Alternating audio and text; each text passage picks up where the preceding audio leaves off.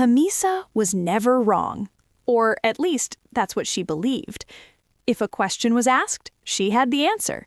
If someone spoke, she corrected them. And if anyone tried to teach her something new, she was already sure she knew it. At school, her name carried weight. "Ask Hamisa," the other students would whisper. "She knows everything." And for a long time, it seemed true. Her teacher noticed it first, not the intelligence, but the change. Hamisa no longer waited her turn. She no longer listened carefully. She would interrupt mid-sentence, eager to prove a point. "No, that's not right," Hamisa would say, before the teacher could even finish explaining. At home, it was no different. Her father spoke to her one evening, offering simple advice about patience and discipline. Hamisa shook her head. That may have worked before, but there are better ways now. The words were sharp, too sharp. Her father said nothing, but his silence carried more weight than any argument.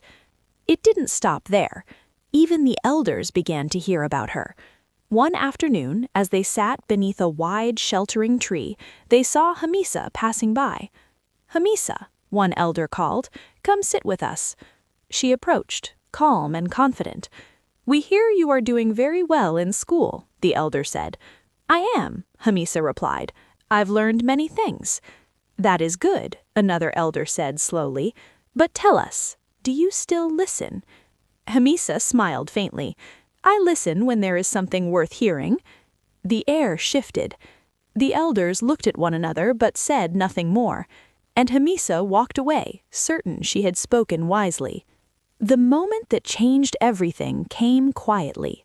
No warning, no announcement, just a problem written on the chalkboard. "This one," the teacher said, stepping aside, "requires careful thinking. Take your time." But Hamisa didn't need time. She barely read the full question before picking up her pen. "I've seen this before," she muttered. Her answer came quickly, too quickly. Within minutes, she stood and handed in her paper, confidence written all over her face. The teacher looked at it, then at Hamisa. "Are you sure?" he asked. Hamisa didn't hesitate. "I'm sure." When the papers were returned, the room was quiet. Hamisa grabbed hers immediately. And then she froze. Wrong. Completely wrong. Her eyes scanned the page again and again, as if the answer might change if she looked hard enough. "This is a mistake," she said, standing up. "It has to be." The teacher met her gaze. "Sit down, Hamisa," he said calmly. "Let's go through it." Step by step, they worked through the problem. And with every step, the truth became harder to ignore.